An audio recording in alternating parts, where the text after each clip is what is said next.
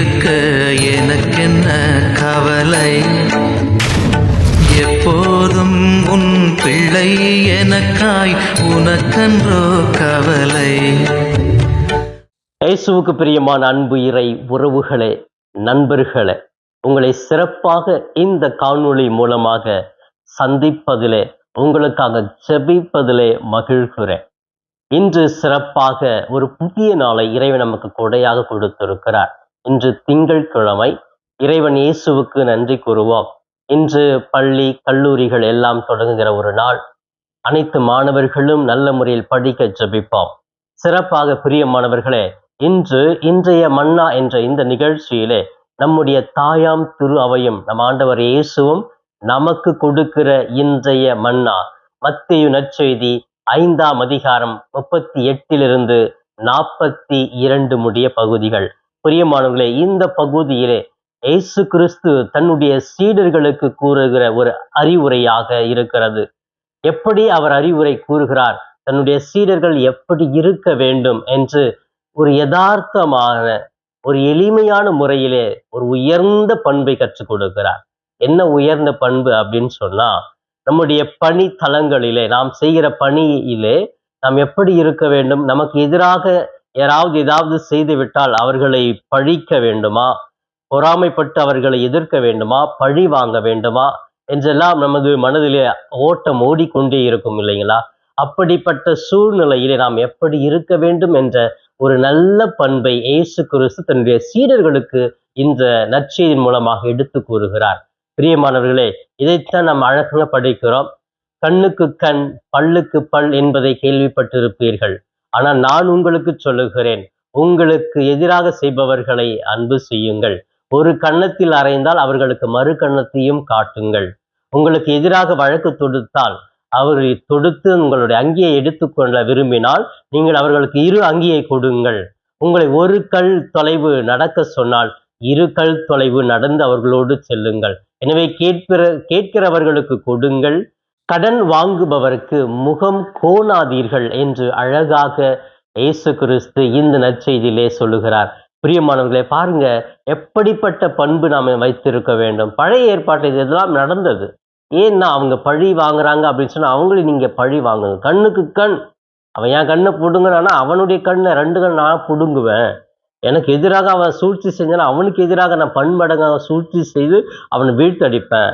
அவன் என் குடும்பத்துல ஒருத்தனை கொலை பண்ணாலும் அவன் குடும்பத்துல 10 பேரை கொலை பண்ணுவான். இப்படிப்பட்ட வெறித்தனமான ஒரு வாழ்க்கையை பழைய ஏற்பாட்டில் நம்ம பார்க்கிறோம். ஆனா இயேசு வந்து சொல்லுகிறார், இல்ல, கண்ணுக்கு கல் பல்லுக்கு பல் இல்ல, வேண்டாம், அவர்களை மன்னித்து விடுங்கள் என்று அழகாக சொல்லுகிறார். இதைத்தான் ஒரு கோட் அழகாக எனக்கு நினைவுக்கு வருகிறது. இறக்கத்தான் போகிறோம், இருக்கும் வரை இரக்கத்தோடு வாழ்வோம். நம் அனைவருமே இறக்கத்தான் போகிறோம், இருக்கும் வரை இரக்கத்தோடு வாழ்வோம். நம்ம எல்லாருமே ஒரு நாள் மறிக்க போகிறோம், எல்லாருக்குமே தெரியும். தெரிந்தும் அந்த இரக்கம் இல்லாத ஒரு செயல் நம்முடைய வாழ்க்கையில் இருக்குது பார்த்தீங்களா? ஏதாவது ஒண்ணு நம்மளை பழி வாங்கிட்டாங்க அப்படின்னு சொன்னா அவர்களை அதை விட பன்மடங்கு நான் பழி வாங்கணும், அந்த பழி வாங்கினா தான் நான் நிம்மதியா இருப்பேன் அப்படிங்கிற அளவுக்கு இன்னைக்கு இந்த உலகம் சென்று கொண்டே இருக்கிறது. சிறு சிறு தவறுகளை கூட நாம் ஏற்றுக்கொள்ள முன் வருவது கிடையாது. எந்த அளவுக்கு இது வளர்ந்து விட்டது அப்படின்னு சொன்னா, குடும்பத்துல தன்னுடைய சொந்த பிள்ளைங்க கிட்ட போய் குழந்தைங்க கிட்ட கூட கோவப்பட்டா, நீ என்னை கோவப்பட்டு திட்டினால நான் சாப்பிட மாட்டேன், உனக்கு நான் பழி வாங்குறேன் அப்படின்னு சொல்லிட்டு இந்த குழந்தைங்க கூட அவர்களுக்கு எதிராக திட்டாங்க அப்படிங்கிறதுக்காக வீட்டுக்கு வராம வேற எங்கேயாவது போயிட்டு த்ரெட்டன் பண்றது. ஸோ இந்த மாதிரி நீ எனக்கு ஒன்று செஞ்சுட்ட, என்னை கை வச்சுட்டா நான் உன்னை விட மாட்டேன், அதுக்கு நான் எதிர்ப்பா செய்வேன் அப்படிங்கிற ஒரு மனப்பான்மை இன்னைக்கு எல்லார் மத்தியிலும் வளர்ந்து கொண்டு இருக்கிறது. அது குழந்தைகளாக இருந்தாலும் சரி, பெரியவர்களாக இருந்தாலும் சரி, ரொம்ப எக்ஸ்பீரியன்ஸ்டு பர்சனா இருந்தா கூட சரி, அந்த ஒரு வாழ்க்கையைத்தான் வாழ்கிறோம். எனவே பிரியமானவர்களே, சிறப்பாக இந்த நாளிலே இரக்கத்தை வெளிப்படுத்துகிற மக்களாக, ஒரு கன்னத்துல அறையிறாங்க அப்படின்னா மறு கன்னத்தை காட்டுங்க. அப்படின்னா நீ அடி வாங்கிட்டே இருக்கணும், கோழை அல்ல. பிரியமானவர்களே, அந்த இடத்துல இரக்கத்தை காட்டுங்க.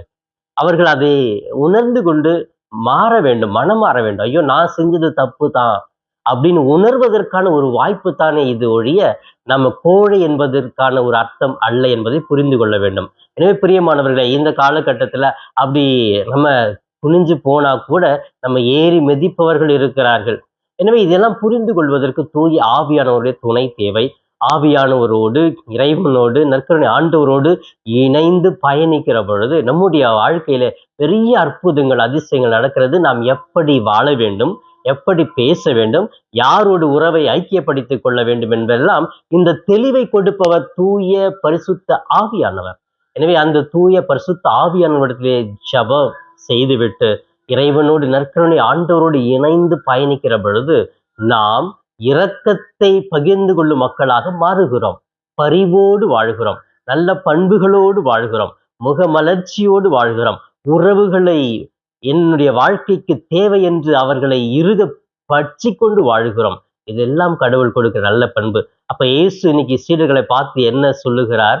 நீங்கள் என்னுடைய சீடராக இருக்க விரும்பினார், ஒரு கன்னத்தில் அறைந்தால் மறு கன்னத்தையும் காட்டு. உங்களுக்கு கடன் கேட்கிறார்களா? அவர்களுக்கு கொடு.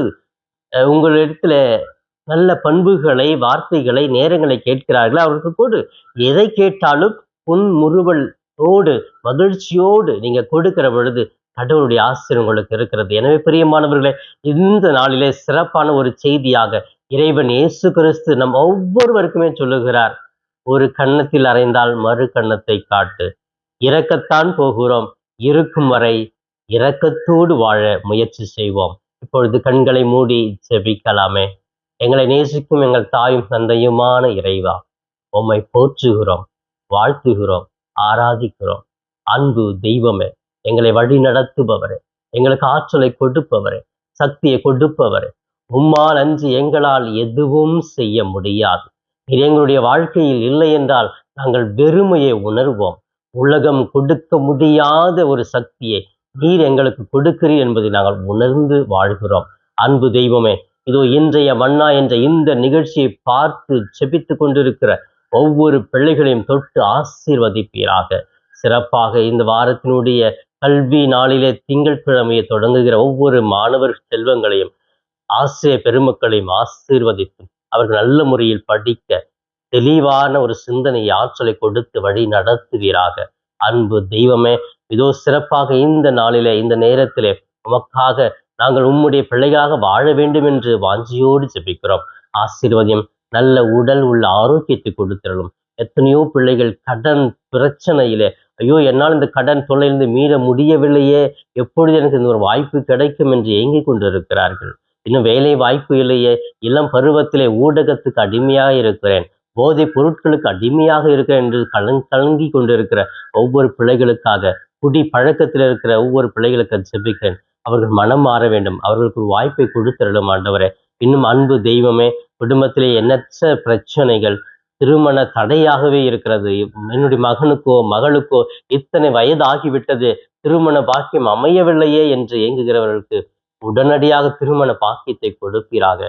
குழந்தை பாக்கியம், எனக்கு இத்தனை ஆண்டுகளாக குழந்தை இல்லை, என்னுடைய வாழ்க்கையிலே ஒரு ஆசீர்வாதத்தை கடவுள் கொடுக்க மாட்டாரா? என்னுடைய கண்ணீரை துடைக்க மாட்டாரா? என்னுடைய நிலையை புரிந்து கொண்டு எனக்கு பெரிய மகிழ்ச்சியை, என்னுடைய எதிரிகள் முன் என்னை நின்று வாழ எனக்கு வாய்ப்பை கொடுக்க மாட்டாரா என்று கண் கலங்குகிற பிள்ளைகளுக்கு குழந்தை பாக்கியத்தை கொடுத்திரள ஆண்டவரே. கணவன் மனைக்குள் பிரிவினை, சண்டைகள் இருக்கிற குடும்பங்களுக்கு சமாதானத்தை கொடுத்திரள ஆண்டவரே. ஒவ்வொரு நாளும் நமக்கு எதிராக செய்கிற ஒவ்வொரு செயல்களுக்கு மத்தியிலே நாங்கள் எதிர்ப்பை காண்பிக்காமல் இரக்கத்தை காண்பிக்க ஆற்றலை கொடுப்பீராக. இவையெல்லாம் எங்கள் ஆண்டவரும் மீட்பெருமான இயேசுவின் இணையற்ற நாமத்தில் ஜெபிக்கிறேன், என் ஜீவனுள்ள நல்ல பிதாவே. ஆமேன், ஆமேன். பிரியமானவர்களே, இந்த நாள் இனிய நாளாக, இறை அருளை நிறைவாக பெறும் நாளாக அமைய வாழ்த்துகிறேன். உங்கள் ஒவ்வொருவருக்காக சிறப்பாக ஜெபிக்கிறேன். இயேசுவுக்கே புகழ், மரியே வாழ்க.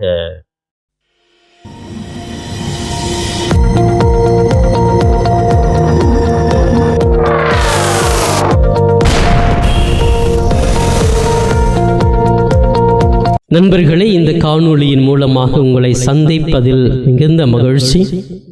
இந்த காணொளியை முழுமையாக பார்த்த உங்களை வாழ்த்துகிறேன். தொடர்ந்து ஃபாதர் தாஸ் கேப் யூடியூப் சேனலை பாருங்கள், ஜெபியுங்கள், இறைவன் மீது இருக்கிற நம்பிக்கையை ஆழப்படுத்துங்கள். உங்களுக்காக தொடர்ந்து ஜெபிக்கிறேன். இறை ஆசீர் என்றும் உங்களோடு இருக்கட்டும். இறைவனுடைய அமைதி உங்கள் உள்ளத்திலே குடிகொள்ளட்டும். உங்களுடைய குடும்பம் சமாதானத்தோடு வாழட்டும். நீங்கள் எடுக்கிற ஒவ்வொரு முயற்சிகளும் ஆசீர்வதிக்கப்பட நான் தொடர்ந்து ஜெபிக்கிறேன்.